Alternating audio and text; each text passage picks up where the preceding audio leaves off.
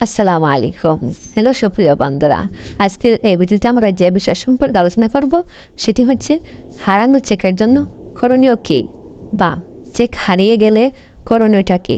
কারণ চেক যখন হারিয়ে যায় তখন তার জন্য সমাধান করতেই হবে।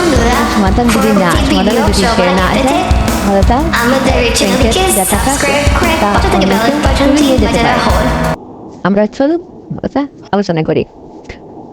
তো চেক হারানো গেলে যত দ্রুত সম্ভব তা ব্যাংক কর্তৃপক্ষকে জানানো উচিত এবং আদেশটার অনুমতি ছাড়া কোনো অর্থ প্রদান না করার জন্য ব্যাংককে অনুরোধ করতে হবে।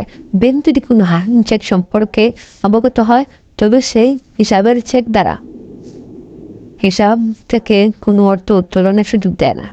আদেশ থেকে বিষয়টি অবগত করে এবং জালিয়াতি বন্ধে সচেতন হয়।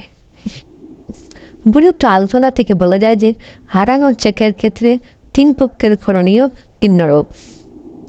নাম্বার, হারানো চেকের ক্ষেত্রে আদেশটার করণীয় হলো লিখিত বা মৌখিকভাবে তার যত দ্রুত সম্ভব ব্যাংককে অবহিত করা এবং নির্দিষ্ট চেক নম্বরের বিপক্ষে অর্থ পরিশোধ না করার জন্য ব্যাংককে জানানো।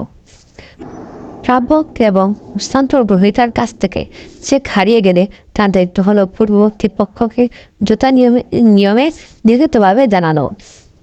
এরপর আদেশটা ব্যাংককে অবহিত করবে। 3 নাম্বার, হারানো চেকের বিষয়ে জ্ঞাত হওয়ার পর ব্যাংকের করণীয় হলো আমানতকারীর ব্যাংক হিসাব থেকে অর্থ উত্তোলনের সুযোগ স্থগিত করা।